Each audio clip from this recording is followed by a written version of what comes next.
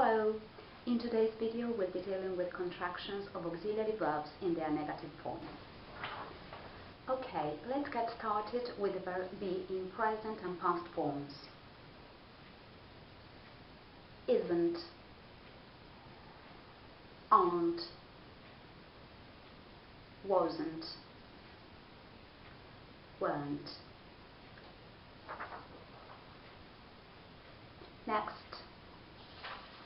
future will and auxiliary verbs can, could and would. Won't, can't, couldn't, wouldn't. Finally, let's give it a try with should, must and have. Shouldn't, mustn't, hasn't, haven't, hadn't.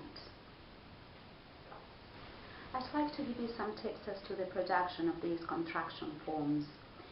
It's important to make the contraction in the negative as short as possible. When you say, for example, isn't, there is a very short and light sound called schwa sound between the and n. Okay, so when you say isn't, it shouldn't sound isn't, right? Or isn't, it should sound isn't, isn't, right? So what you can hear probably between the and the n is something like is a very light, very short and very common sound in English. In some other video I'm going to talk especially about this sound. But as a top tip, so to speak, I would advise you to make contractions as short as possible. I would like to do a little bit of recap to practice what we have seen today. Final practice then.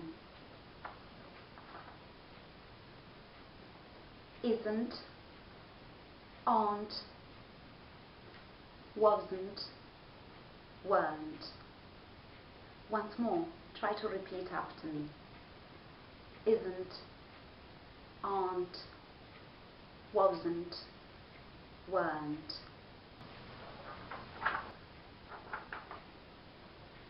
Won't, can't, couldn't, wouldn't.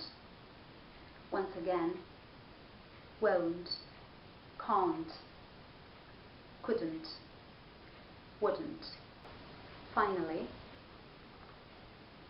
shouldn't, mustn't, hasn't, haven't, hadn't. Once again, shouldn't, mustn't, hasn't, haven't, hadn't. I hope this video has been useful. Thank you very much for watching and see you again soon. Bye bye.